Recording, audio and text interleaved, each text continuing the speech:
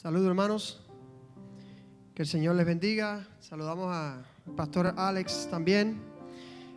Alex, te agradecemos por haberme invitado una vez más. Conocí a Alex hace poco tiempo, hace un poquito menos de 25 años, cuando yo llegué a la primera iglesia bautista de Santa Clara, siendo un jovencito de 17 años, lleno de complejos y con mucha sed de Dios, sin muchos amigos. Y recuerdo que la primera vez que escuché predicar al pastor Alex, que por ese entonces tendría unos 19 años, realmente me impactó su palabra, la palabra que Dios ponía en él, y realmente ha sido una bendición poder compartir su amistad por tiempo. Así que bendecimos a Dios por el pastor que ustedes tienen, ¿verdad? Damos gracias a Dios por su familia y le agradecemos a ustedes también por haberme recibido en esta mañana. Saludamos a todos y a aquellos que nos están viendo también por internet.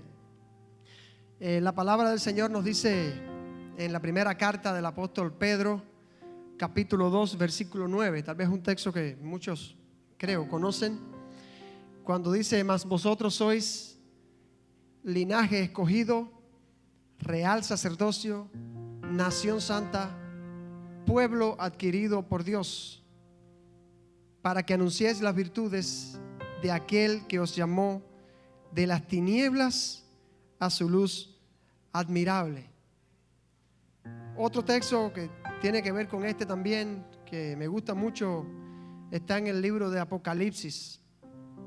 La visión del apóstol Juan de lo que habría de venir en el futuro, y esa visión, en medio de esa visión, Juan describe algo que él estaba viendo allí, una visión celestial, multitudes reunidas delante del trono de Dios. Y allí en el capítulo 5, versículo 8 al 10, hay este texto que quiero compartir con usted también. Dice: cuando hubo tomado el libro, los 4 seres vivientes y los 24 ancianos se postraron delante del Cordero. Todos tenían arpas y copas de oro, llenas de incienso, que son las oraciones de los santos. Y cantaban un nuevo cántico diciendo: digno eres de tomar el libro y de abrir sus sellos, porque tú fuiste inmolado y con tu sangre nos has redimido para Dios de todo linaje y lengua y pueblo y nación. Y nos has hecho para nuestro Dios reyes y sacerdotes, y reinaremos sobre la tierra. Amén, ¿verdad? Los dos textos hablan acerca de lo que Dios ha hecho por nosotros. Hablan acerca de lo que éramos y lo que hoy somos. El primer texto que leí de Primera de Pedro continúa diciendo que en otro tiempo no éramos pueblo, pero que ahora somos pueblo escogido por Dios. Somos real sacerdocio. Acá el texto de Apocalipsis nos dice que el Señor nos redimió de todo linaje, de toda tribu, lengua, nación, y nos hizo reyes y sacerdotes, y reinaremos por sobre la tierra. Quiero hablar en esta mañana acerca del sacerdocio. Es un tema en el cual he estado meditando en estos días, y el Señor me ha llevado a pensar en cuanto a lo que hacemos para Dios, y cómo lo hacemos, por qué lo hacemos. Cuando Dios estableció el sacerdocio en el Antiguo Testamento, por allá por el libro de Éxodo, el sacerdocio ha existido siempre. Desde que han existido los pueblos, han existido sacerdotes. Cuando Dios tomó a Israel y estableció en Israel su pueblo, su reino, Dios estableció que hubiera un grupo de personas, en este caso familias, las familias salidas de Aarón, el hermano de Moisés. Estableció que Aarón y sus hijos y su descendencia se dedicara por completo al ministerio sacerdotal. Esto lo podemos ver en Éxodo capítulo 28. Comenzando desde el versículo 1, Dios establece allí: quiero que Aarón y sus hijos sean mis sacerdotes. Allí comienza a establecer una serie de pautas, orientaciones, instrucciones de cómo Él quería que los sacerdotes realizaran su ministerio. A través de todo el Antiguo Testamento vemos lo que hacían los sacerdotes, cuáles eran sus funciones, para qué existían, qué servían, en qué ministerio o en qué consistía su ministerio. Podemos determinar allí, podemos ver que las funciones del sacerdocio en el Antiguo Testamento eran fundamentalmente tres. La primera, ministrar a Dios. Eso lo hacían a través de las ofrendas, de los sacrificios.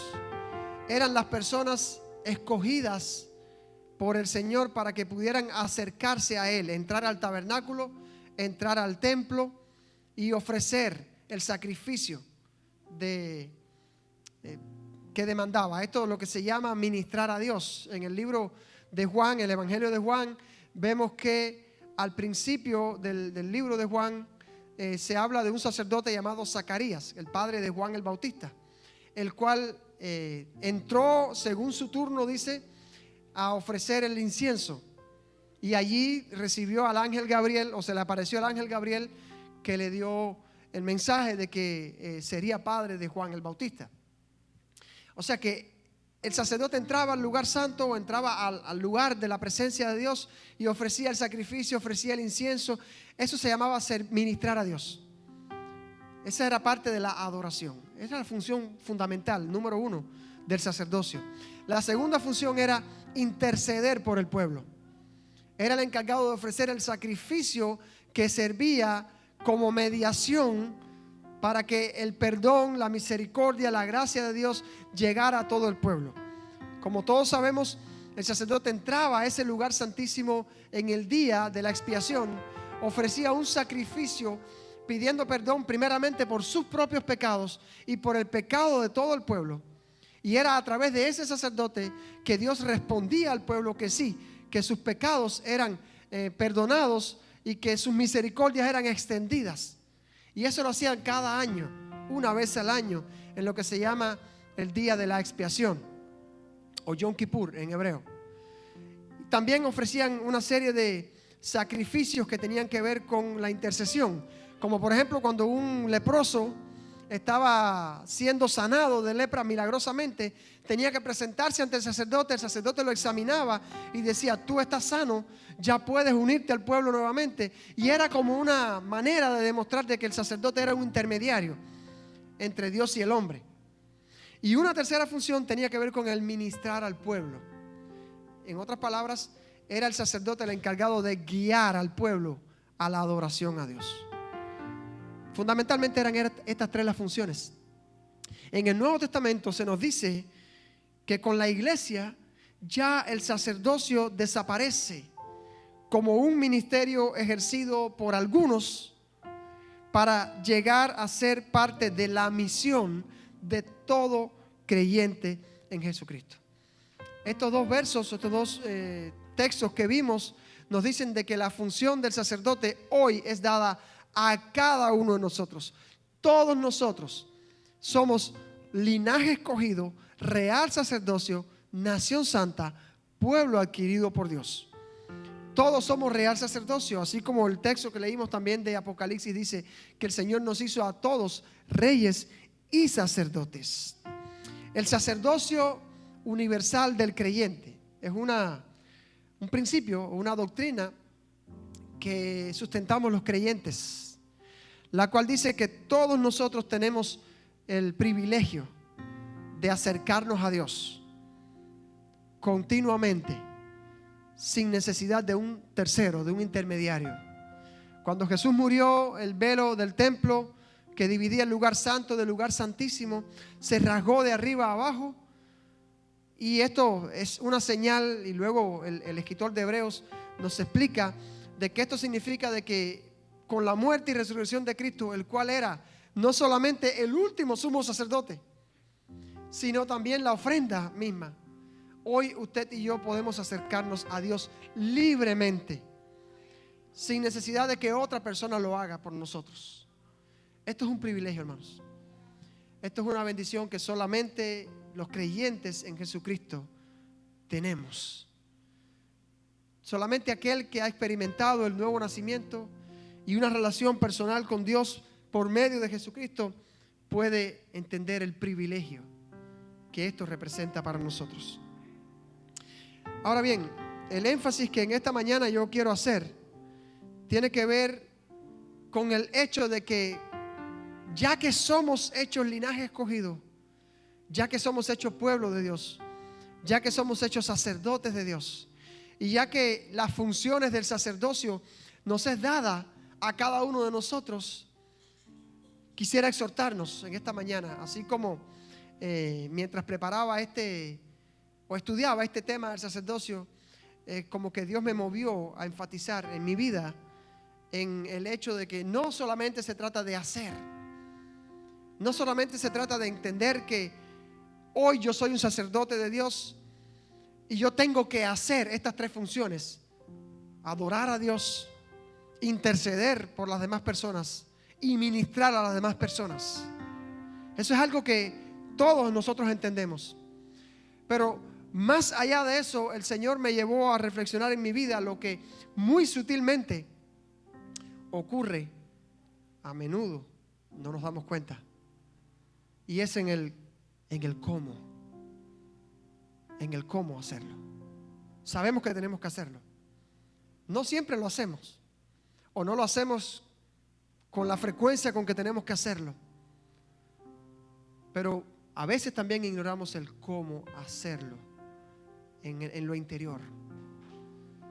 Por eso es que cuando preparaba este mensaje, el Señor me llevó a escudriñarme a mí mismo.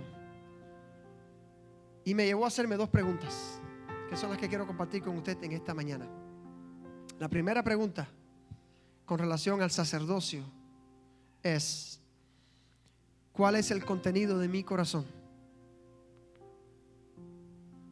El primer reto que el Señor me lanza es: ¿estás cuidando el contenido de tu corazón? O sea, sé que estás haciendo, tal vez no de la manera que tengas que hacerlo, pero sé que estás haciendo lo que estás haciendo.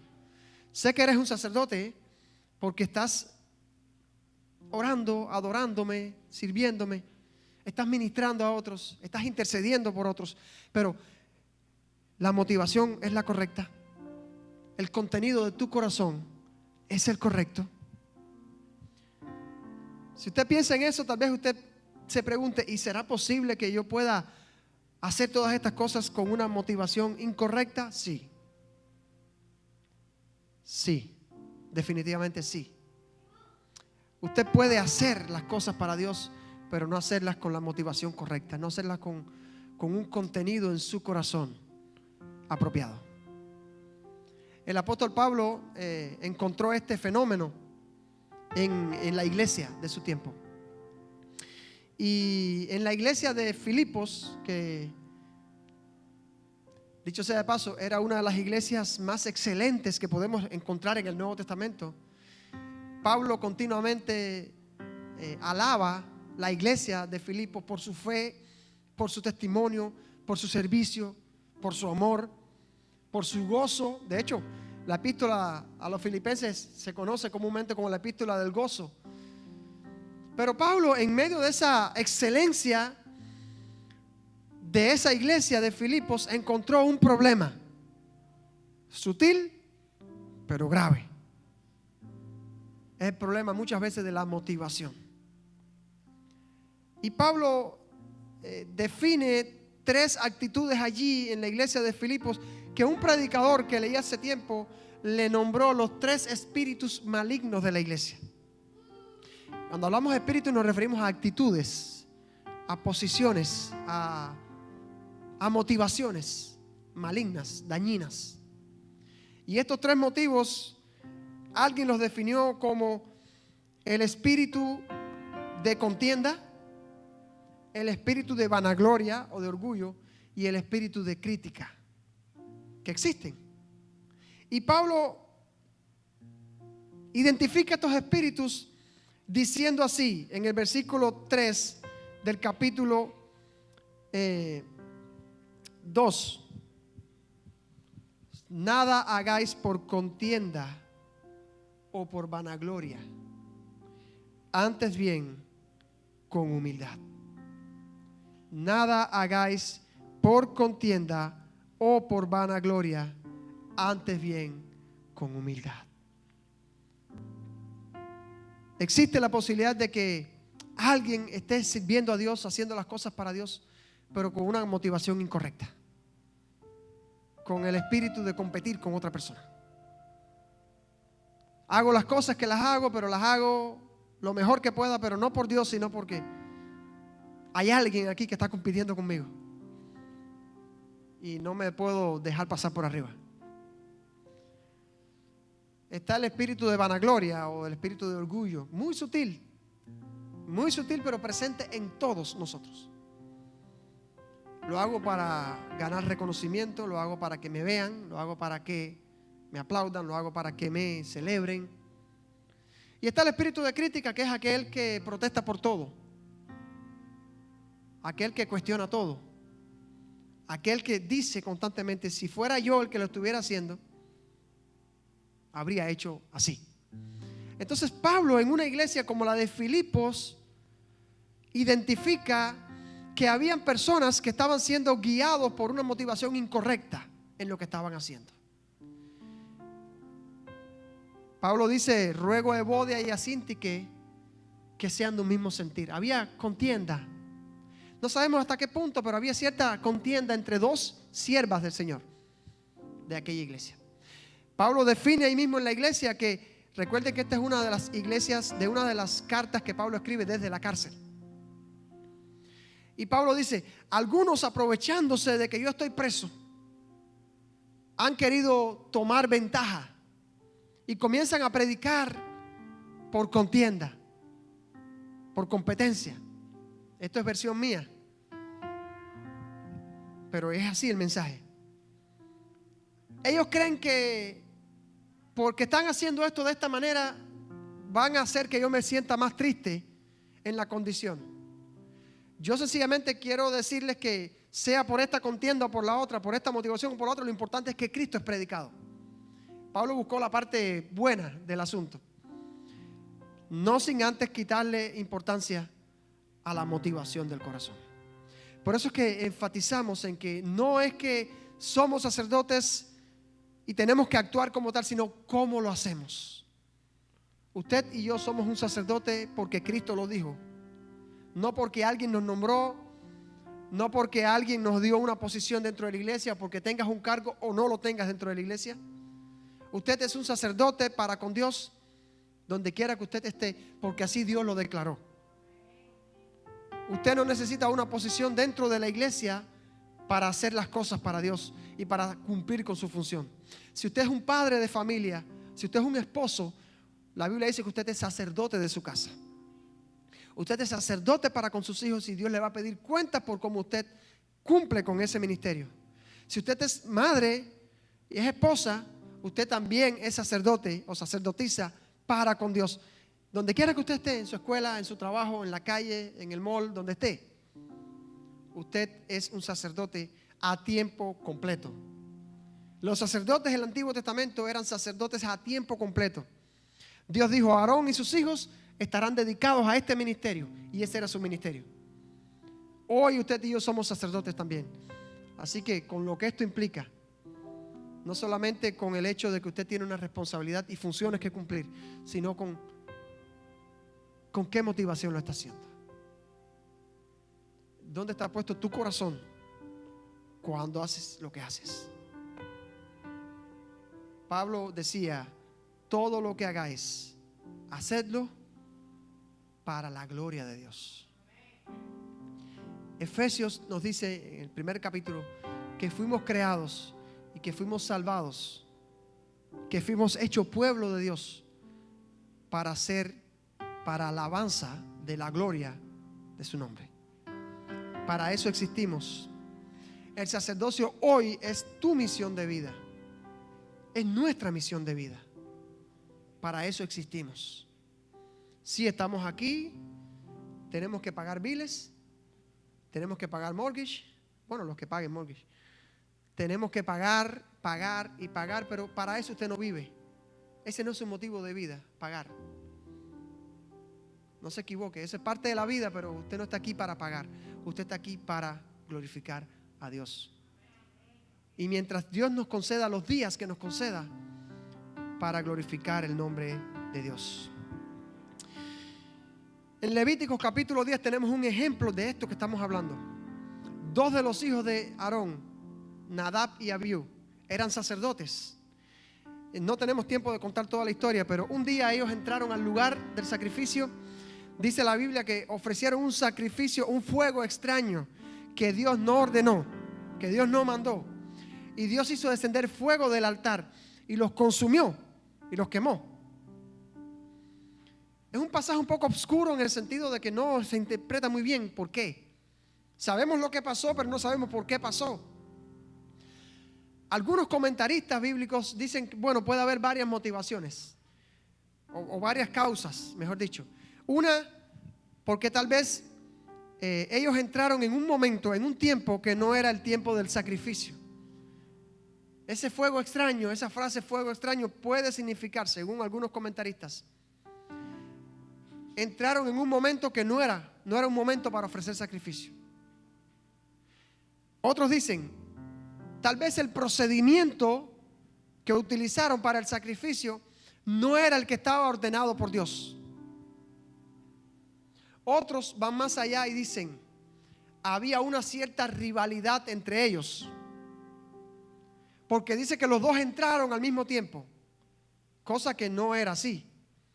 El sacerdote entraba según su turno y hacía el sacrificio que le correspondía. Unos el incienso, otros el sacrificio, en fin. Al entrar los dos al mismo tiempo, nos da la idea de que tal vez estaban compitiendo el uno por el otro, con el otro. ¿Están conmigo? Y hay una expresión más adelante, cuando ocurre este juicio, Dios vuelve a decirle a Moisés, a orientarle, a instruirle en cómo sería el procedimiento. Y hay una frase allí que también nos hace pensar, dice, cuando el sacerdote entre al altar, no puede haber consumido vino. Lo que nos hace pensar que quizás estaban ebrios. Y cuando uno se emborracha, dice que pierde cualquier cosa, lo primero que pierde es la vergüenza. Dice un dicho por ahí. Y parece que el vino más la concupiscencia de su corazón los hizo entrar a ese lugar y menospreciar el altar de Dios, por lo cual Dios los juzgó con muerte. Así que tiene que ver con este principio, o nos ilustra este principio. Y luego el Señor dice allí en el versículo 3 del capítulo 10 de Levítico, nos dice algo que permanece hasta hoy. Aunque el sacerdocio haya cambiado, aunque ya no haya sacrificios, aunque ya no se hagan ciertas cosas, el principio está vigente. Dice, en los que a mí se acercan. Esta fue la conclusión que el Señor le dio a Moisés después de todo aquello suceso. Le dijo, en los que a mí se acercan me santificaré, y en presencia de todo el pueblo seré glorificado. Eso no cambia. Ese principio es eterno. Si usted y yo hoy somos sacerdotes del Dios Altísimo, como lo establece la Biblia, Dios se va a santificar en lo que usted y yo hagamos. Y Dios se va a glorificar en donde quiera que usted y yo estemos. Ese principio no falla, eso no cambia. Esto no es solamente para el Antiguo Testamento, donde había que sacrificar un cordero, un toro, un tipo de rituales. No, esto es un principio eterno. Así que el primer llamado de atención para nosotros es este: cuidemos el contenido de nuestro corazón, la motivación. ¿Qué espíritu nos mueve a hacer lo que hacemos? ¿El glorificar a Dios o el competir? ¿O el que nos vean? ¿O el demostrar que sí tenemos talento? ¿O que sí estamos preparados? ¿O que si faltamos nosotros, todo se va a pique?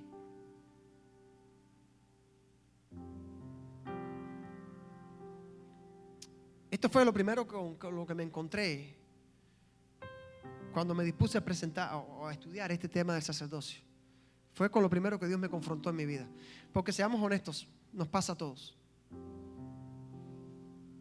Porque no soy yo mayor que Adán. No soy yo mayor que Moisés. No soy yo mayor que Pablo. No soy yo mayor que ninguna de esas personas. Y a todos les pasó. Porque el orgullo es muy sutil. Es muy sutil.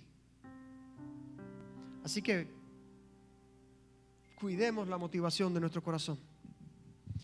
Y lo segundo con lo que me encontré tiene que ver con el procurar ser excelentes en todo lo que hagamos. Se relaciona con el principio anterior, con el punto anterior, pero tiene algo diferente. Usted puede hacer las cosas con el deseo de hacerlo para Dios, pero no esforzarse lo suficiente para hacerlo bien para Dios. Usted puede que no esté haciendo las cosas para competir con nadie, ni para que nadie lo mire, ni por otra motivación malsana, pero tal vez no está dando lo mejor para Dios. Eso se llama excelencia. No hablamos de perfección porque no existe perfección entre los hombres, pero sí existe la excelencia, lo cual significa hacer las cosas lo mejor que yo puedo hacer. Esforzarse al máximo. Buscar prepararme, buscar capacitarme, buscar aprender un poco más para que mi servicio a Dios y mi ministerio a los hombres, que a fin de cuentas es lo que significa el sacerdocio, sean más efectivos.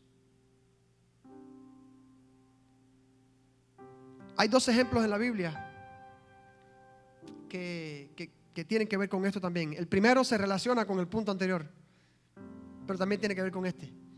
Y es el ejemplo de Caín y Abel, los hijos de Adán y Eva. Dice la historia que un día fueron Caín y Abel a ofrecer una ofrenda a Dios.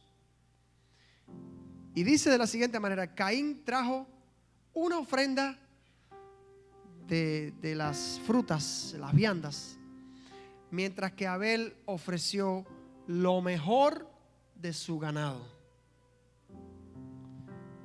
No sé si a usted le dice algo, pero a mí el decir que Abel ofreció lo mejor y que Caín ofreció una ofrenda, me está diciendo que uno lo tomó en serio, mientras que el otro lo hizo tal vez por quedar bien. Tal vez los padres le dijeron: hoy es el día de la ofrenda, tienen que ir a llevar la ofrenda a Dios, busquen la ofrenda y llévensela a Dios, preséntensela a Dios. Y Abel se esforzó en buscar de todas sus ovejas, de todo su ganado, la oveja perfecta. Mientras que Caín fue al campo, agarró un boniato, en buen cubano, sweet potato en buen americano, un boniato así lleno de tierra, una calabaza llena de ranuras por todos lados, 4 guayabas medias podridas, lo echó en una cesta desfondada y fue y se lo puso a Dios delante. Es la idea que me da. A lo mejor estoy exagerando, pero es la idea que me da el texto. Pero lo que confirma lo que estamos diciendo es cuando Dios confronta a Caín con la ofrenda y pone de ejemplo a Abel con la perfección, la excelencia. El corazón de Caín demuestra su contenido cuando en lugar de humillarse delante de Dios y decir: Señor, perdóname, fue y mató a su hermano por celo, por contienda, por envidia. O sea que en la historia de Caín se encuentran los dos principios. El contenido del corazón de Caín, el cual era malvado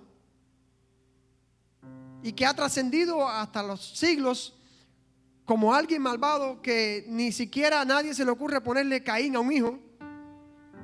Hasta el nombre está maldito. Un perro una vez escuché que se llamaba Caín.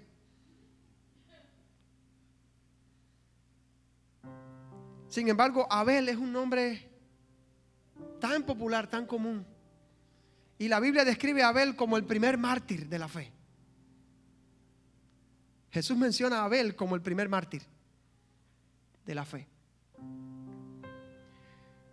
El contenido del corazón de Caín era sucio, la Biblia dice que lo mató por envidia, pero también no quiso ni siquiera ser excelente en lo que hacía. Hay otro ejemplo en la Biblia.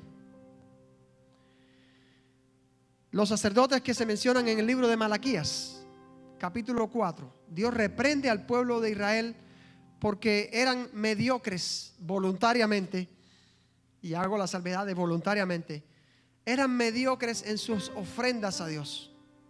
Hasta el punto que el Señor dice: si acaso tu rey te pide que le lleves una ofrenda, ¿le vas a llevar un buey cojo? ¿O un asno que le falte una oreja? ¿O que le falte un pedazo de la cola? No, tú te vas a esforzar en entregarle a tu rey la mejor ofrenda. ¿Cuánto más a mí, que soy tu Dios? Habla de la excelencia. Y enseguida se vira para los sacerdotes y dice: y ustedes son los responsables de esto. Ay de ustedes, porque la responsabilidad de los sacerdotes era la de guiar al pueblo, recuerda, ¿verdad?, a una adoración perfecta a Dios, una adoración excelente a Dios, a que el pueblo se volcara de corazón a Dios. Y los sacerdotes no estaban siendo excelentes en esta función. Por tanto, ¿qué íbamos a esperar para el pueblo? Excelencia, mis hermanos. Dios no es un mendigo para conformarse con tus migajas. Dios puede perfectamente prescindir de ti y de mí. Aquella ocasión en que Jesús estaba predicando, y de las multitudes que le seguían, muchos comenzaron a abandonarle porque decían que ya estaba exigiendo demasiado. Decían: dura es esta palabra, ¿quién la puede escuchar? Jesús se volvió a Pedro y a sus discípulos y dijo: ¿ustedes también se quieren ir? Arriba, siéntanse libres.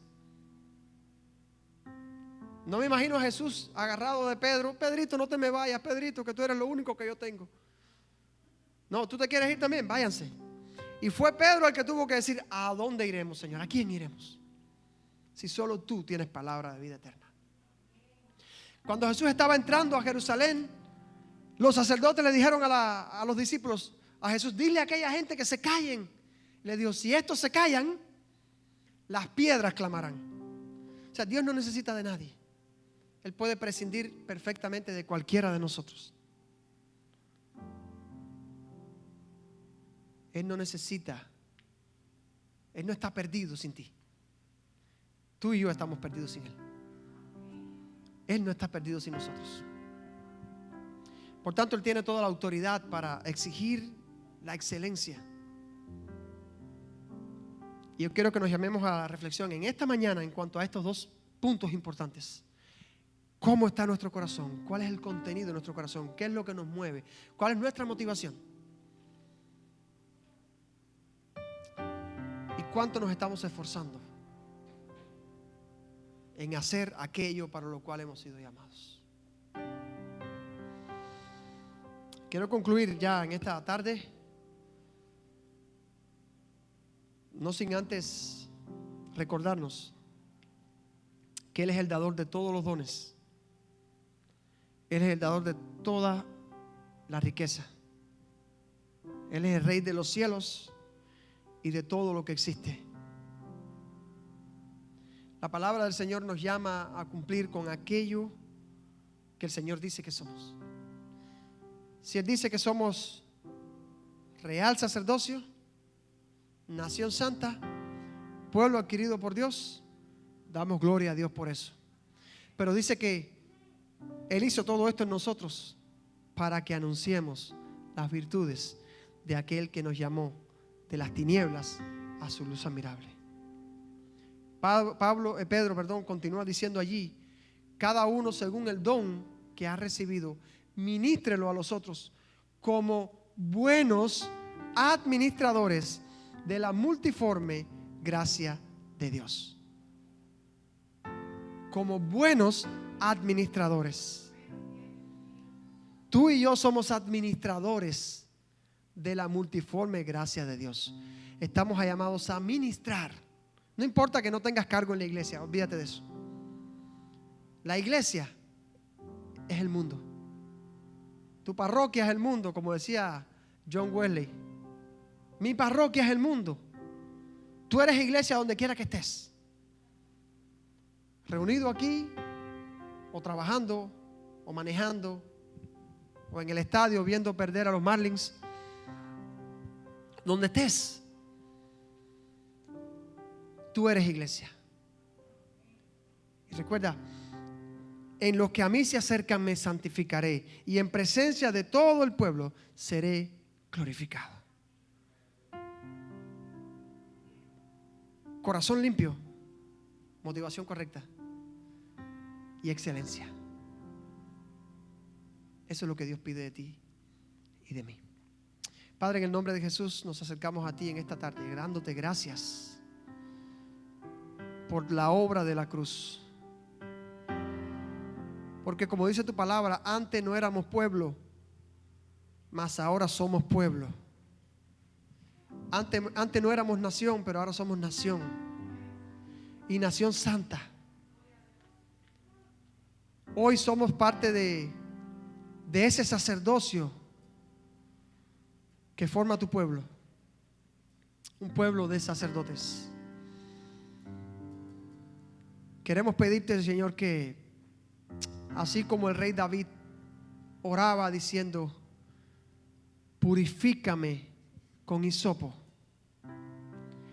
lávame y seré blanco como la nieve. Te pedimos, Señor, que nos ayudes a que nuestro corazón y nuestras intenciones para contigo sean siempre el darte la gloria y el hacerlo lo más excelentemente, para que el mundo sepa que tú eres un Dios excelente, que tú eres un Dios perfecto, que tú eres Dios todopoderoso. Y lo que tú puedes hacer en nosotros, que somos vasijas frágiles, Señor, es por tu poder que se perfecciona en nuestra debilidad, y que es posible en medio de este mundo imperfecto, con nuestras vidas imperfectas, que tu nombre sea glorificado.